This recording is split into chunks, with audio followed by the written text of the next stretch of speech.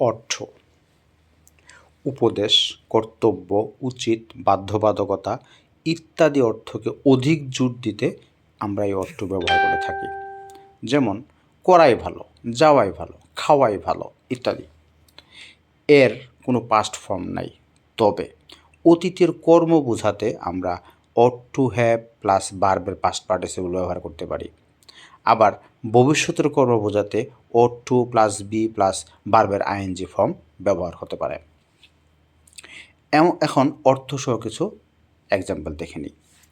You ought to be buying this book, তোমার এই বইটি কেনাই উচিত বা ঠিক হবে। The book is ought to good, এই বইটা ভালোই তো। The thing is ought to good, জিনিসটা ভালোই তো।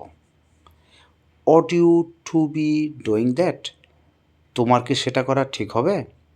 I oughtn't to do that, আমার সেটা করা ঠিক নয়। They ought not to do that, তাদের সেটা করা ঠিক নয়। Ought not we to leave now, তা আমাদের কি এখনই যাওয়া উচিত নয়। I ought to go there now, আমরা এখন সেখানে যাওয়াই ভালো। Ought not we to leave right now, আমাদের কি এখনই যাওয়া ভালো নয়। হি ode not to have worn it, তার এটা গায়ে দেওয়াই উচিত হয়নি। You ought to see a doctor, তোমার একজন ডাক্তার দেখানো উচিত। You ought to talk him tomorrow, তোমার তার সাথে কালকেই কথা বলা উচিত।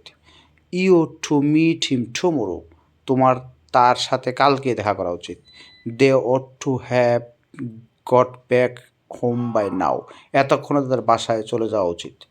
You ought to have arrived yesterday, তোমার কালকের মধ্যেই এসে পড়া উচিত। You ought to have gone to the doctor as soon as you felt bad, তোমার খারাপ লাগতেই ডাক্তারের কাছে যাওয়া উচিত ছিল। I ought to have phoned my mother this morning, এই সকালেই আমার মাকে ফোন করা উচিত ছিল।